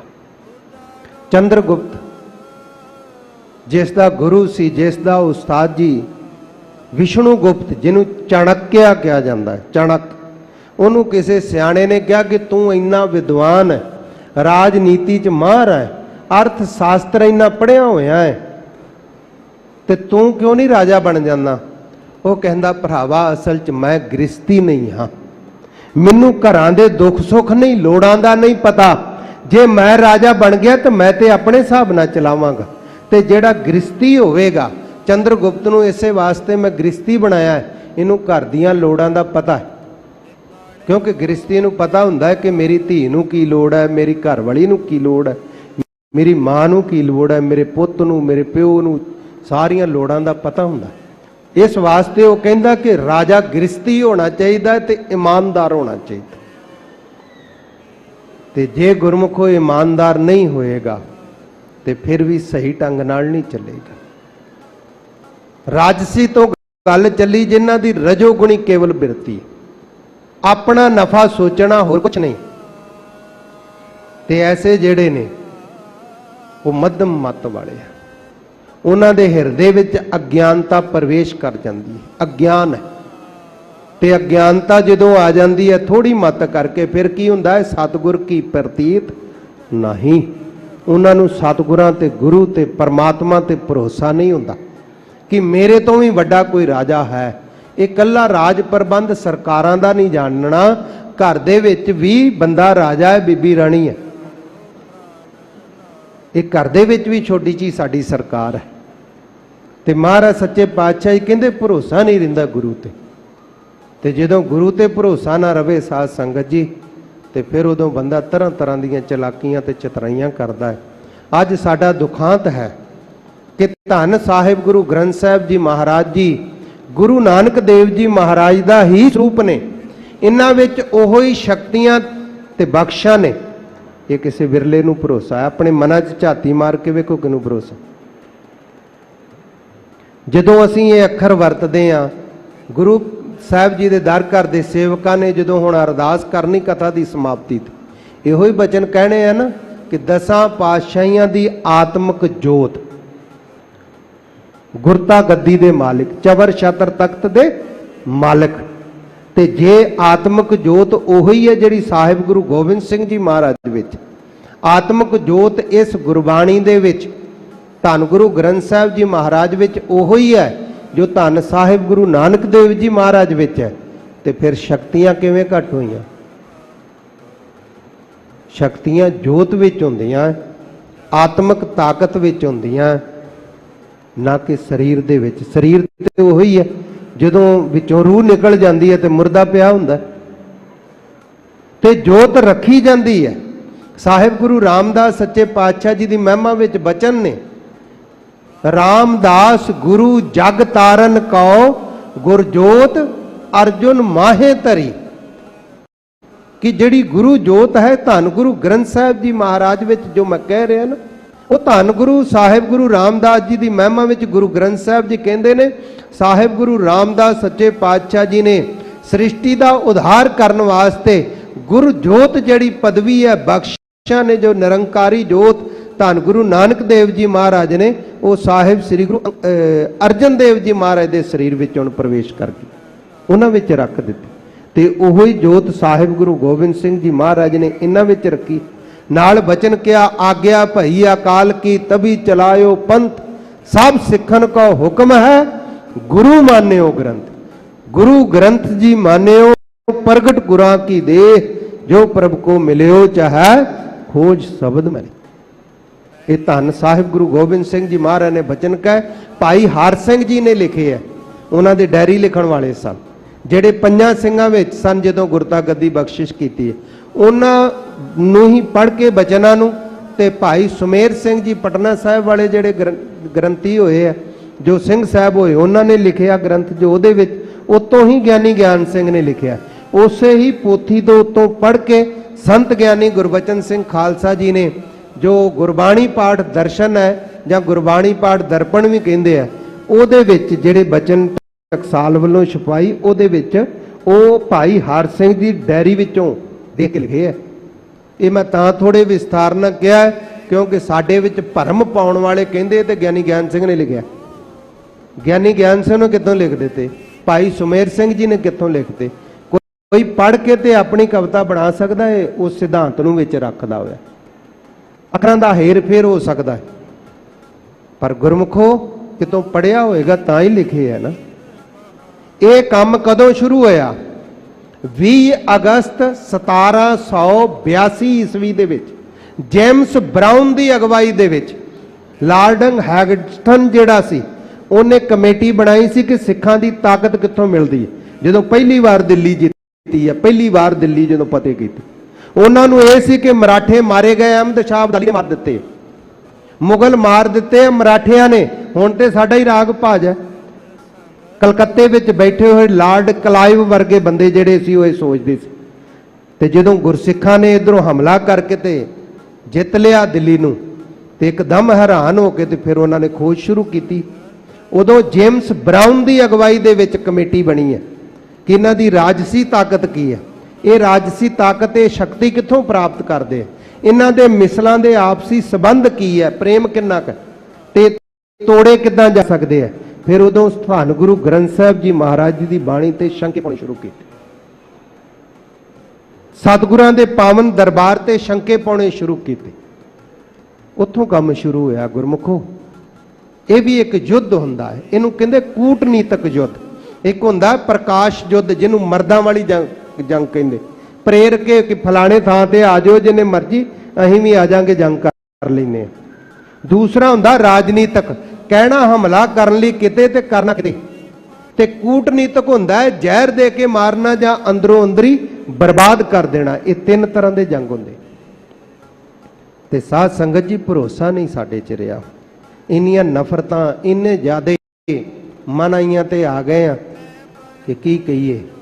ਸਤਿਗੁਰੂ ਸਾਹਿਬ ਗੁਰੂ ਗ੍ਰੰਥ ਸਾਹਿਬ ਜੀ ਦੇ ਗੁਰੂ ਰਾਮਦਾਸ ਮਹਾਰਾਜ ਸੱਚੇ ਪਾਤਸ਼ਾਹ ਜੀ ਦੇ ਚਰਣੀ ਅਰਦਾਸ ਕਰੋ ਕਿ ਮਹਾਰਾਜ ਪੰਥ ਨੂੰ ਏਕਤਾ ਤੇ ਚੜ੍ਹਦੀ ਕਲਾ ਬਖਸ਼ਿਸ਼ ਕਰਨ, ਸਾਰਿਆਂ ਨੂੰ ਅੰਦਰੋਂ ਸ਼ੰਕਾ ਕੱਢ ਦੇਣ ਮਰਿਆਦਾ ਤੇ ਆਪਣੀ ਬਾਣੀ ਤੇ। ਇਸ ਵਾਸਤੇ ਅਰਦਾਸ ਕਰਦੇ ਹੋਏ ਜਿੰਨੀ ਸੰਗਤ ਇੱਥੇ ਬੈਠੀ ਆਪ ਜੀ, ਜਿੰਨੇ ਵੀ ਟੈਲੀਵਿਜ਼ਨਾਂ ਤੇ ਦੇਸਾਂ ਵਿਦੇਸਾਂ ਤੇ ਸੁਣ ਰਹੇ, ਸਾਰੇ ਹੱਥ ਜੋੜ ਕੇ ਗੱਜ ਕੇ ਬੁਲਾਓ, ਸਤਨਾਮ ਸ੍ਰੀ ਵਾਹਿਗੁਰੂ। ਸਾਹਿਬ ਗੁਰੂ ਰਾਮਦਾਸ ਸੱਚੇ ਪਾਤਸ਼ਾਹ ਖੇਡ ਵਰਤਾਉਣ। ਭਾਈ ਮੱਤ ਥੋੜੀ ਹੋ ਗਈ, ਫਿਰ ਅੰਦਰ ਅਗਿਆਨਤਾ ਛਾ ਗਈ ਇੰਨੀ ਜ਼ਿਆਦਾ ਕਿ ਗੁਰੂ ਤੇ ਆਪਣੇ ਤੇ ਵੀ ਭਰੋਸਾ ਨਾ ਰਿਹਾ। ਅੰਦਰ ਕਪਟ ਸਭ ਕਪਟੋ ਕਰ ਜਾਣੈ। ਹਿਰਦੇ ਵਿੱਚ ਕਪਟ ਹੈ, ਛਲ ਹੈ ਆਪਣੇ ਤੇ। ਇਸ ਵਾਸਤੇ ਸਮਝਦੇ ਆ ਕਿ ਦੂਜੇ ਵੀ ਛਲ ਕਪਟ ਧੋਖਾ ਹੀ ਕਰਦੇ ਹਨ। ਕਪਟੇ ਖਪੇ ਖਪਾਹੀ, ਤੇ ਹਰ ਸਮੇਂ ਹੀ ਕਪਟ ਛਾਲ ਕਰਦੇ ਹੋਏ ਖਪਦੇ ਰਹਿੰਦੇ ਆ, ਦੂਸਰਿਆਂ ਨੂੰ ਵੀ ਖਪਾਉਂਦੇ ਆ। ਪ੍ਰਤੱਖ ਉਦਾਹਰਣ ਬਾਬਾ ਪਿਰਤੀ ਚੰਦ ਜੀ, ਸਾਹਿਬ ਗੁਰੂ ਰਾਮਦਾਸ ਜੀ ਨੂੰ ਪਰਮਾਤਮਾ ਰੂਪ ਕਰਕੇ ਨਹੀਂ ਜਾਣਿਆ। ਜਾਣਿਆ ਭੋਲਾ ਜਿਹਾ ਹੈਗਾ, ਐਵੇਂ ਹਰ ਕੋਈ ਆ ਕੇ ਛੜੀ ਜਾ ਰਿਹਾ। ਤੇ ਇਸ ਵਾਸਤੇ ਆਪ ਵੀ ਛਲ ਕਰਨ ਲੱਗ ਪਿਆ। ਤੇ ਫਿਰ ਕੀ ਹੋਇਆ ਆਪ ਜੀ ਸਭ ਜਾਣਦੇ ਹੋ। ਇਸੇ ਤਰ੍ਹਾਂ ਧੰਨ ਸਾਹਿਬ ਗੁਰੂ ਗ੍ਰੰਥ ਸਾਹਿਬ ਜੀ ਮਹਾਰਾਜ ਸੱਚੇ ਪਾਤਸ਼ਾਹ ਜੀ ਤੇ ਦ੍ਰਿੜਤਾ ਸਹਿਤ ਭਰੋਸਾ ਨਹੀਂ। ਛਲ ਕਪਟ ਕਰਦੇ ਆ, ਹਜ਼ੂਰੀਆਂ 'ਚ ਵੀ ਇੱਧਰ ਉੱਧਰ ਵੀ ਝੂਠ ਬੋਲਦੇ ਰਹਿੰਦੇ ਆ। ਤੇ ਇਸ ਵਾਸਤੇ ਆਪ ਵੀ ਮਰਦੇ ਆ ਤੇ ਆਪਣੇ ਹੋਰਨਾਂ ਸਾਰਿਆਂ ਨੂੰ ਵੀ ਮਾਰਦੇ ਹਨ। ਸਤਿਗੁਰ ਕਾ ਭਾਣਾ ਚਿਤ ਨਾ ਆਵੇ, ਆਪਣਾ ਸਵਾਏ ਫਿਰਾਹੀ। ਆਪਣੇ ਸਵਾਰਥ ਦੇ ਵਿੱਚ ਹੀ ਤੁਰੇ ਫਿਰਦੇ ਆ। ਜੋ ਸਤਿਗੁਰਾਂ ਦਾ ਭਾਣਾ ਬਚਨ ਹੈ, ਹੁਕਮ ਹੈ, ਉਹ ਚਿੱਤ 'ਚ ਨਹੀਂ ਆਉਂਦਾ। ਸਾਧ ਸੰਗਤ ਜੀ, ਅੱਖਾਂ 'ਚੋਂ ਹੰਝੂ ਵਗ ਰਹੇ ਨੇ। ਗੁਰਸਿੱਖਾਂ ਕੋਲੋਂ ਦੇਖਿਆ ਨਹੀਂ ਜਾਂਦਾ। ਪਰ ਧੰਨ ਸਾਹਿਬ ਗੁਰੂ ਅਰਜਨ ਦੇਵ ਜੀ ਮਹਾਰਾਜ ਕਹਿੰਦੇ, ਗੁਰਸਿੱਖੋ ਅੱਖਾਂ ਖੋਲ ਕੇ ਦੇਖੋ, ਸਾਰੀ ਸ੍ਰਿਸ਼ਟੀ ਨੂੰ ਹਰਨ ਭਰਨ ਜਾ ਕਾ ਨੇਤਰ ਫੋਰ। ਐਸੀ ਤਾਕਤ ਹੋਣ ਦੇ ਬਾਵਜੂਦ ਵੀ ਕਿਵੇਂ ਵਾਹਿਗੁਰੂ ਦਾ ਭਾਣਾ ਮੰਨਣਾ, ਅਜਰ ਨੂੰ ਜਰਨਾ। ਜਿਵੇਂ ਧੰਨ ਗੁਰੂ ਗ੍ਰੰਥ ਸਾਹਿਬ ਜੀ ਮਹਾਰਾਜ ਨੂੰ ਸਾਡੇ ਸਾਹਮਣੇ ਕੋਈ ਅੱਗ ਲਾਉਣ ਲੱਗਾ ਹੋਵੇ ਤੇ ਮਹਾਰਾਜ ਕਹਿਣ, ਗੁਰਸਿੱਖਾ ਦੇਖ, ਮੈਂ ਇਹਨਾਂ ਦੁਸ਼ਟਾਂ ਦੀਆਂ ਪੀੜ੍ਹੀਆਂ ਕਿੱਦਾਂ ਨਾਸ ਕਰਨੀਆਂ। ਹੁਣ ਸਾਰਾ ਇਹਨਾਂ ਦਾ ਕੁਛ ਬਰਬਾਦ ਕਰ ਦੇਣੇ। ਜਿੰਨੇ ਪੁੰਨ ਨੇ, ਜਿੰਨੀ ਨੇ ਭਗਤੀ ਕਰ ਕਰਕੇ ਵਰ ਲਏ, ਸਭ ਨਾਸ ਕਰ ਦੇਣੇ। ਤੁਹਾਡੇ ਕੋਲੋਂ ਨਹੀਂ ਹੋਣੇ। ਹੁਣ ਧੰਨ ਸਾਹਿਬ ਗੁਰੂ ਅਰਜਨ ਦੇਵ ਜੀ ਮਹਾਰਾਜ ਨੇ ਇਸੇ ਤਰ੍ਹਾਂ ਕੀਤਾ। ਧੰਨ ਸਾਹਿਬ ਗੁਰੂ ਤੇਗ ਬਹਾਦਰ ਸਾਹਿਬ ਸੱਚੇ ਪਾਤਸ਼ਾਹ ਜੀ ਨੇ ਜਾਣ ਬੁੱਝ ਕੇ ਆਪ ਗਏ ਹੈ ਨਾ, ਗੁਰਸਿੱਖੋ ਅਸੀਂ ਸੀਸ ਦਵਾਂਗੇ, ਇਹਨਾਂ ਦੀਆਂ ਪੀੜ੍ਹੀਆਂ ਬਰਬਾਦ ਹੋ ਜਾਣਗੀਆਂ। ਅੱਜ ਕਿੱਥੇ ਨੇ ਔਰੰਗਜ਼ੇਬ? ਅੱਜ ਕਿੱਥੇ ਹੈ ਔਰੰਗਜ਼ੇਬ ਦੇ ਹੁਕਮ ਵਿੱਚ ਸਤਿਗੁਰਾਂ ਨੂੰ ਤਸੀਹੇ ਦੇਣ ਵਾਲੇ ਤੇ ਸ਼ਹੀਦ ਕਰਨ ਵਾਲੇ, ਬੇਦਬੀਆਂ ਕਰਨ ਵਾਲੇ? ਗੁਰਮੁਖੋ, ਸਤਿਗੁਰਾਂ ਦੀ ਬੇਦਬੀ ਗੁਰ ਹੈ ਅਵਗਿਆ ਘਾਤ। ਜਿਹੜਾ ਗੁਰੂ ਦੀ ਅਵਗਿਆ ਬੇਦਬੀ ਕਰਦਾ ਹੈ, ਉਹਦਾ ਲੋਕ ਪਰਲੋਕ ਨਾਸ ਹੋ ਜਾਂਦਾ। ਕੱਲਾ ਉਹਦਾ ਨਹੀਂ, ਉਹਨਾਂ ਦੀਆਂ ਪੀੜ੍ਹੀਆਂ, ਉਹਨਾਂ ਦਾ ਰਾਜ ਭਾਗ ਸਭ ਜਾਂਦੇ ਰਹਿੰਦੇ। ਇਹ ਸਤਿਗੁਰਾਂ ਦਾ ਹੁਕਮ ਹੈ। ਪਰ ਆਪਣੇ ਸਵਾਰਥਾਂ ਵਿੱਚ, ਆਪਣੇ ਲੋਭ ਲਾਲਚ ਦੇ ਵਿੱਚ ਮੁੱਖ ਰੱਖ ਕੇ ਐਵੇਂ ਤੁਰੇ ਫਿਰਦੇ ਆ। ਉਦੋਂ ਵੀ ਤੁਰੇ ਫਿਰਦੇ ਸੀ। ਮਹਾਰਾਜ ਸੱਚੇ ਪਾਤਸ਼ਾਹ ਜੀ ਕਹਿੰਦੇ, ਸਤਿਗੁਰਾਂ ਦਾ ਭਾਣਾ ਹੁਕਮ ਬਚਨ ਉਹ ਤਾਂ ਚੇਤੇ ਵਿੱਚ ਨਹੀਂ ਵਸਿਆ। ਉਹ ਤਾਂ ਬਚਨ ਵਸਿਆ ਹੀ ਨਹੀਂ ਕਿ ਸਾਥ ਸਾਥ ਸਿਮਰੋ ਗੋਬਿੰਦ, ਰਹਿਤ ਮਰਿਆਦਾ ਰੱਖੋ, ਹਰ ਟਾਈਮ ਸਿਮਰਨ ਭਜਨ ਦੇ ਵਿੱਚ ਰਹੋ। ਗੁਰੂ ਸਾਹਿਬ ਗੁਰੂ ਗ੍ਰੰਥ ਸਾਹਿਬ ਜੀ ਨੂੰ ਪਰਮਾਤਮਾ ਰੂਪ ਕਰਕੇ ਜਾਣੋ। ਸਾਹਿਬ ਗੁਰੂ ਗੋਬਿੰਦ ਸਿੰਘ ਜੀ ਮਹਾਰਾਜ ਦਾ ਇਹ ਬਚਨ ਚੇਤੇ ਵਿੱਚ ਨਹੀਂ। ਆਪਣੇ ਸਵਾਰਥਾਂ ਤੇ ਲੋਭ ਲਾਲਚਾਂ ਵਿੱਚ ਹੀ ਤੁਰੀ ਫਿਰ ਰਹੀ ਹੈ ਦੁਨੀਆ।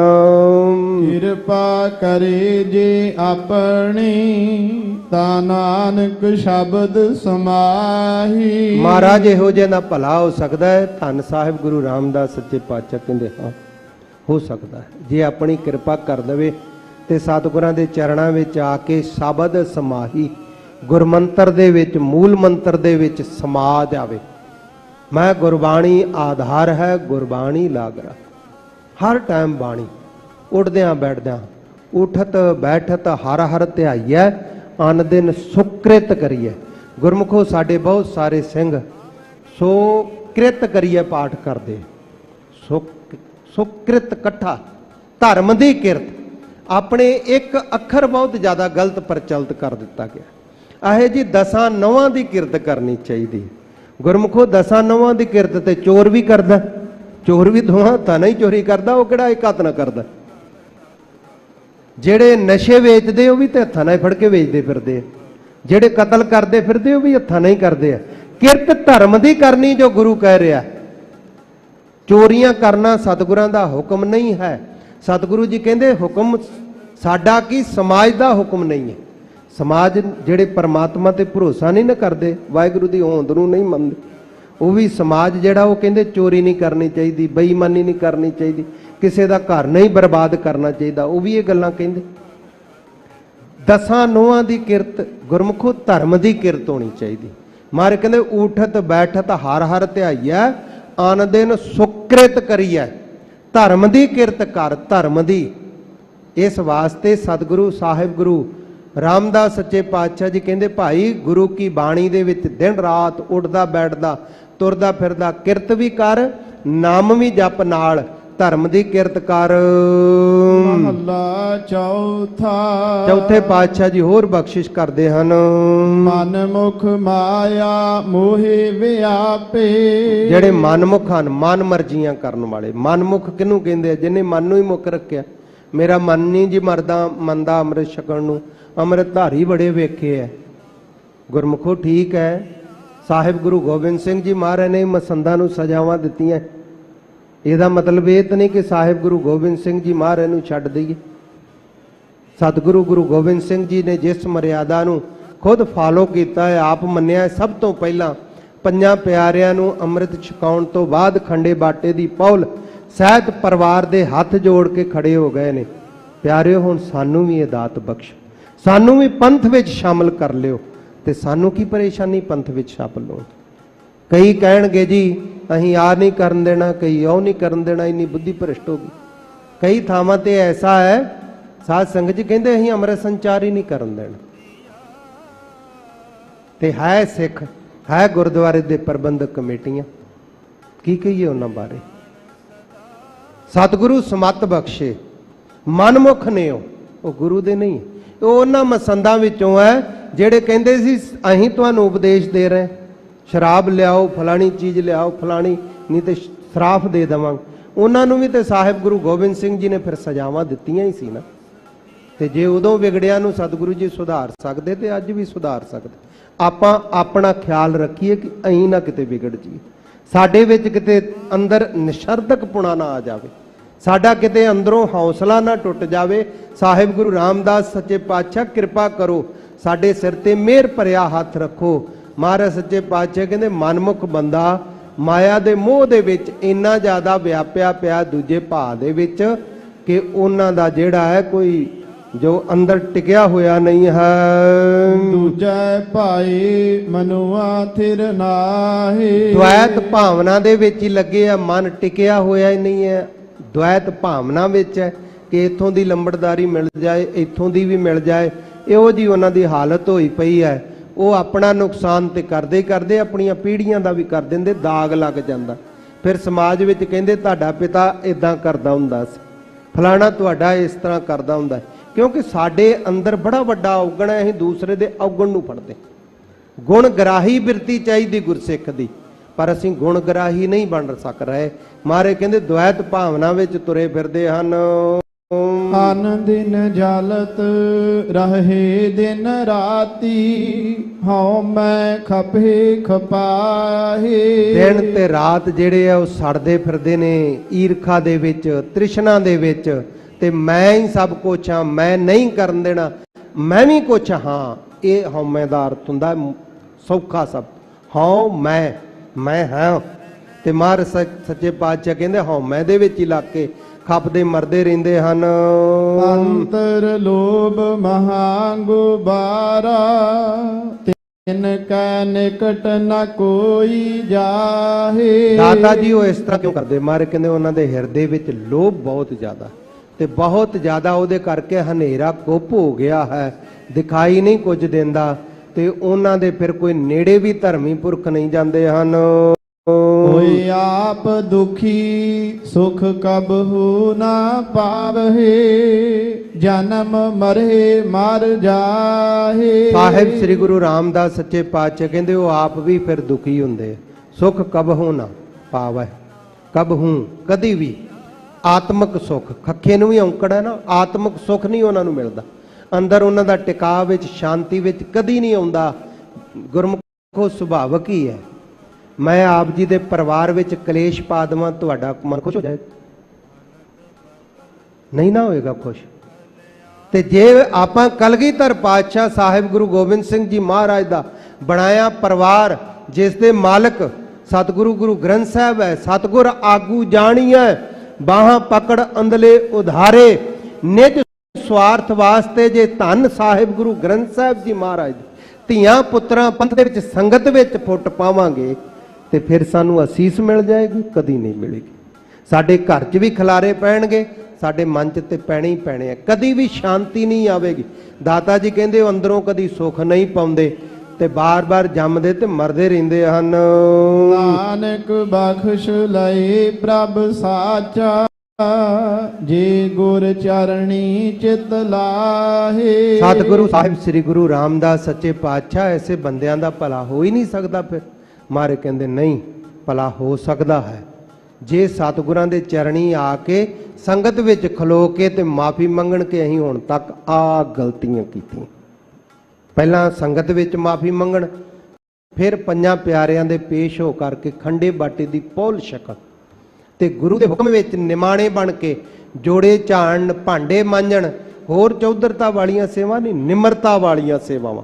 ਟਾਇਲਟਾਂ ਨੂੰ ਸਾਫ਼ ਕਰਨਾ, ਝਾੜੂ ਦੇਣਾ, ਚਰਨ ਗੰਗਾ ਸਾਫ਼ ਕਰਨੀ, ਐਸੀਆਂ ਜੇ ਸੇਵਾਵਾਂ ਕਰਨਗੇ ਨਾ ਤੇ ਮਹਾਰਾਜ ਕਹਿੰਦੇ ਉਹ ਪ੍ਰਭੂ ਪਰਮਾਤਮਾ ਜੇ ਬਖਸ਼ ਲਏ ਤੇ ਬਖਸ਼ ਲਵੇ, ਤੇ ਹੋਰ ਕੋਈ ਨਹੀਂ ਉਹਨਾਂ ਨੂੰ ਬਖਸ਼ ਨਹੀਂ ਸਕਦਾ ਹੈ। ਜੇ ਗੁਰੂ ਸਾਹਿਬ ਜੀ ਦੇ ਚਰਨਾਂ ਵਿੱਚ ਨਾਮ ਸਿਮਰਨ ਦੇ ਵਿੱਚ ਹਰ ਟਾਈਮ ਚਿੱਤ ਲਾ ਕੇ ਹਾਥ ਪਾਉ ਕਰ ਕਾਮ ਸਭ ਚੀਤ ਨਿਰੰਜਨ ਨਾਲ, ਇਸ ਤਰ੍ਹਾਂ ਜੇ ਸੇਵਾ ਕਰਨ। ਔੜੀ ਸੰਤ ਭਗਤ ਪਰਵਾਣ ਜੋ ਪ੍ਰਭ ਪਾਇਆ। ਸਾਹਿਬ ਗੁਰੂ ਰਾਮਦਾਸ ਸੱਚੇ ਪਾਤਸ਼ਾਹ ਜੀ ਕਿਰਪਾ ਕਰਦੇ, ਕਿਉਂਕਿ ਉਹ ਸੋਰਠ ਦੀ ਵਾਰ ਹੈ। ਇਹ ਸਾਹਿਬ ਗੁਰੂ ਰਾਮਦਾਸ ਸੱਚੇ ਪਾਤਸ਼ਾਹ ਜੀ ਦੀ ਉਚਾਰਨ ਕੀਤੀ ਹੈ। ਪੌੜੀਆਂ ਵੀ ਸਾਰੀਆਂ ਹੀ ਉਹਨਾਂ ਦੀਆਂ। ਸ਼ਲੋਕ ਤੇ ਮਹੱਲੇ ਸਤਿਗੁਰੂ ਗੁਰੂ ਅਮਰਦਾਸ ਸੱਚੇ ਪਾਤਸ਼ਾਹ ਜੀ ਦੇ ਵੀ ਵਿੱਚ ਆਏ ਨੇ, ਚੌਥੇ ਪਾਤਸ਼ਾਹ ਜੀ ਦੇ ਵੀ ਹਨ, ਤੇ ਪਰ ਪੌੜੀਆਂ ਜਿਹੜੀਆਂ ਸਾਰੀਆਂ ਉਹ ਸਾਹਿਬ ਗੁਰੂ ਰਾਮਦਾਸ ਸੱਚੇ ਪਾਤਸ਼ਾਹ ਜੀ ਦੀਆਂ ਹਨ। ਪੌੜੀ ਵਿੱਚ ਹੁਣ ਮਹਾਰਾਜ ਜੀ ਦੱਸਦੇ ਭਾਈ ਸੰਤ ਉਹ ਹਨ, ਭਗਤ ਉਹ ਹਨ, ਪ੍ਰਮਾਣਿਕ ਜੋ ਪ੍ਰਭ ਪਾਇਆ, ਜਿਨ੍ਹਾਂ ਨੂੰ ਪ੍ਰਭੂ ਪਰਮਾਤਮਾ ਭਾਉਂਦਾ ਹੈ, ਭਾਵ ਜਿਹੜੇ ਵਾਹਿਗੁਰੂ ਨੂੰ ਵੀ ਪਿਆਰ ਕਰਦੇ। ਮੜੀਆਂ ਦਾ ਸੰਤ ਹੈ, ਕੋਈ ਦੁਨੀਆ ਦਾ ਸੰਤ ਹੈ ਕਿ ਕਿਤੇ ਮੇਰੇ ਚੇਲੇ ਹੀ ਨਾ ਰੁੱਸ ਜਾਣ, ਕੋਈ ਕਿਸੇ ਦਾ ਸੰਤ ਬਣਿਆ, ਪਰ ਜਿਹੜੇ ਵਾਹਿਗੁਰੂ ਦੇ ਸੰਤ ਨੇ, ਜਿਨ੍ਹਾਂ ਸਾਸ ਗਿਰਾਸ ਨਾ ਵੀਸਰੈ ਹਰ ਨਾਮਾ ਮਨ ਮਨ ਤੋ ਧੰਨ ਸੇਈ ਨਾਨਕਾ ਪੂਰਨ ਸੋਈ ਸੰਤ। ਉਹ ਸੰਤ ਨੇ ਜਿਹੜੇ ਸਵਾਸ ਸਵਾਸ ਸਿਮਰਨ ਕਰਦੇ, ਜਿਹੜੇ ਹਰ ਟਾਈਮ ਨਾਮ ਬੰਦਗੀ ਦੇ ਵਿੱਚ ਰਹਿੰਦੇ ਆ। ਐਸੇ ਜਿਹੜੇ ਸੰਤ ਤੇ ਭਗਤ ਹਨ, ਭਗਤ ਕਬੀਰ ਸਾਹਿਬ ਜੀ, ਭੈ ਗਤ, ਜਿਨ੍ਹਾਂ ਦਾ ਭੈ ਹੀ ਦੂਰ ਹੋ ਗਿਆ ਹੈ ਕਿ ਸੰਗਤ ਨਾ ਰੁੱਸ ਜਾਵੇ। ਨਹੀਂ, ਮਰਿਆਦਾ ਜੋ ਹੈ, ਜੋ ਮਰਿਆਦਾ ਹੈ ਉਹ ਕਹਿਣੀ, ਭਾਈ ਨਹੀਂ ਇਹ ਮਰਿਆਦਾ ਨਹੀਂ, ਮਰਿਆਦਾ ਵਿੱਚ ਚੱਲੇ। ਬਚਨ ਚੇਤੇ ਆ ਗਿਆ, ਬਾਬਾ ਸੰਤੋਖ ਸਿੰਘ ਜੀ ਜੋਤੀ ਸਰੂਪ ਵਾਲੇ ਸੱਚਖੰਡ ਸੁਭਾਇਮਾਨ ਹੋ ਗਏ। ਇੱਕ ਫੈਕਟਰੀ ਦਾ ਮਾਲਕ ਆਇਆ, ਫੈਕਟਰੀ ਨਹੀਂ ਚੱਲਦੀ, ਕੁਝ ਲੱਖ ਰੁਪਏ ਰੱਖੇ ਤੇ ਫਤਿਹ ਬੁਲਾਈ महापुरख चुप रहे। कहंदा जी अरदास करो, कहंदे लै जा सानू ही लोड़ हैगी। चले गया, दोबारा फिर आया, फिर मोड़ दिता। हुण जिहड़े प्रबंधक हुंदे विचारे उन्हां नूं फिक्र हुंदा है खर्चे बड़े, ते वो कहण लगे बाबा जी वो बार बार आउंदा तुसीं मोड़ दिंदे। कहंदे जावेगा कित्थे, फसिया ही इहो जिहा, इत्थे ही आएगा। गुरु दे दर तो बगैर छुटकारा नहीं होता हैगा। तीजी बार जदों आया तो कहंदे बह जा, कहंदा जी सेवा लै लो, पर कहंदे पहला सच्चो सच दस करदा की है। कहंदा जी मेरी फैक्ट्री है। पहला तो किसी साधु संत आम ज्ञानी रागी ढाडी की हिम्मत नहीं हैगी किसी नूं कारोबार पुछ ली तुहाडा कारोबार की। गुरमुखो गलत कारोबार की आमदनी खावांगे बुद्धि भ्रष्ट हो जाएगी। सतगुरां दे हुक्म नहीं है, गलत किरत का गलत असर पाएगा। कहण लगा जी फैक्ट्री है। कहंदे तेरे जिन्ने मुलाजम है उन्होंने तनख्वाह पूरी देना। चुप, बोलिया नहीं। फिर कहंदे देना तनख्वाह, कहंदा जी दे दांगे। महापुरख फिर बोले, कहंदे तेरी जान नूं दिन रात रोंदे अरदासां करदे, न्याणे नहीं पलदे उन्हां दे, भुखे मर रहे बच्चे, उन्होंने स्कूलों दी फीसां नहीं दित्तियां जांदियां। मैं तेरे पापां दी कमाई लै ला, जा दे दे अपने वर्करां नूं जाके, मैनूं नहीं चाहिदी। कहंदे जी नहीं आ रख लो, मैं जांदा ही सारियां दियां तनख्वाहां वधा दांगा, कृपा करो अरदास करो मेरा कारोबार तुर पे। ते गुरमुखो जिस तरह कोई सतगुरां दी शरणी पैंदा है फिर ते अरदास करनी योग है। ते जे कोई नशे वेचदा उहदी अरदास करांगे कि महाराज बरकतां पाओ, तो फिर इहदा मतलब दुनिया सारी नशियां च लग जे, इहो ही मतलब है ना। फिर जां ते उहनूं कहो कि भाऊ कारोबार छड्ड दे नशियां दा, ते जे नशियां नाल कमाई कीती वो गरीबां च वंड दे, गांह वास्ते बंदा बन, तेरी अरदास कर दांगे। ते जे ये नहीं कह सकते तो फिर गुरमुखो जिन्ने चिर परपक्कता तो नहीं उन्ने चिर बख्शिश भी नहीं होनी साडे ते, उन्ने चिर चढ़दी कला भी नहीं होनी। गल कौड़ी है पर साडी ड्यूटी है बीमारी दसनी ते उहदा इलाज भी दसना। ते जे पंथो अरदास इस तरह की होवेगी, जे ते काम कर लोगे तो ठीक है, नहीं तो फिर दर दर दे तक्के। सतगुरु साहिब श्री गुरु रामदास जी कहंदे भाई भगत वो प्रमाण है जिहड़ा भै गत जिहदी भै जिहड़ा नाश हो गया है। सेई बेचखण जंत जिनी हर ध्याया। जिन्हां ने हरि अकाल पुरख वाहिगुरू नूं ध्याया उन्हां दे जीव परिवार सब चढ़दी कला दे विच जो है बख्शियां प्राप्त हो जांदियां, वो सियाणे हन। अमृत नाम निदान भोजन खाया। अमृत मौत तो रहत करने वाला नाम जो सदा ही अमर करने वाला है, ना आम जिहदे विच ख्वाश परपंच नहीं। ऐसा वाहिगुरू जिहड़ा है ਉਹਦਾ ਭੋਜਨ ਉਹਨਾਂ ਨੂੰ ਚੰਗਾ ਲੱਗਦਾ ਹੈ ਨਾਮ ਦਾ। ਸੰਤ ਜਨਾਂ ਕੀ ਧੂਰ ਮਸਤਕ ਲਾਇਆ। ਉਹ ਸਦਾ ਹੀ ਗੁਰੂ ਸ਼ਰਨ ਚ ਆਉਂਦੇ ਆ ਤੇ ਸੰਗਤ ਦੀ ਚਰਨ ਧੂੜ ਮੱਥੇ ਨੂੰ ਲਾਉਂਦੇ, ਜੋੜੇ ਝਾੜਦੇ ਸੇਵਾ ਕਰਦੇ ਹਨ। ਨਾਨਕ ਭਏ ਪੁਨੀਤ ਹਰ ਤੀਰਥ ਨਾਇਆ। ਮਹਾਰਾਜ ਜੀ ਕਹਿੰਦੇ ਉਹ ਅੰਦਰੋਂ ਵੀ ਪਵਿੱਤਰ ਹੋ ਜਾਂਦੇ, ਪੁਨੀਤ ਅੰਦਰੋਂ ਵੀ ਪਵਿੱਤਰ ਹੋ ਜਾਂਦੇ, ਮਨ ਬਾਣੀ ਸਰੀਰ ਕਰਕੇ, ਤੇ ਉਹ ਪੂਰੇ ਤੀਰਥ ਬਣ ਜਾਂਦੇ ਆ। ਸਾਧ ਸੰਗਤ ਰੂਪੀ ਤੀਰਥ ਜਿਹੜੇ ਆ ਕੇ ਨਹਾਉਂਦੇ ਗੁਰੂ ਸ਼ਰਨ ਦੇ ਵਿੱਚ ਆ ਕੇ ਕਥਾ ਕੀਰਤਨ ਸੁਣਦੇ, ਬਾਣੀ ਸੁਣਦੇ ਹਨ, ਉਹਨਾਂ ਤੇ ਇਹ ਬਖਸ਼ਾਂ ਹੁੰਦੀਆਂ ਹਨ। ਇਹ ਸਤਿਗੁਰਾਂ ਨੇ ਕਿਰਪਾ ਕੀਤੀ ਹੈ। ਦਾਸ ਪਾਸੋਂ ਕਥਾ ਕਰਦਿਆਂ ਬੇਅੰਤ ਬੇਅੰਤ ਭੁੱਲਾਂ ਹੋਈਆਂ ਭੁੱਲਾਂ ਦੀ ਮੁਆਫੀ ਬਖਸ਼ਣੀ, ਅੱਗੇ ਵਾਸਤੇ ਸਮਤ ਬਖਸ਼ਣੀ। ਸਾਧ ਸੰਗਤ ਜੀ ਚੜ੍ਹਦੀ ਕਲਾ ਦੇ ਨਾਲ ਗੁਰਮਤਿ ਪ੍ਰਚਾਰ ਕਰਨ ਦਾ जो है बल बख्शना, अरदास करनी। धन साहिब गुरु रामदास सच्चे पातशाह जी कृपा करन, डर तो रहत हो के चढ़दी कला नाल गुरमत प्रचार करन दा बल बख्शण। सिंह साहिब जी दा, समूह संगतां दा, गुरमुखां दा बहुत बहुत धन्नवाद जी। संत जना की धूर मस्तक लाया। नानक भये पुनीत हर तीरथ नाया। वाहिगुरु जी का खालसा, वाहिगुरु जी की फतेह।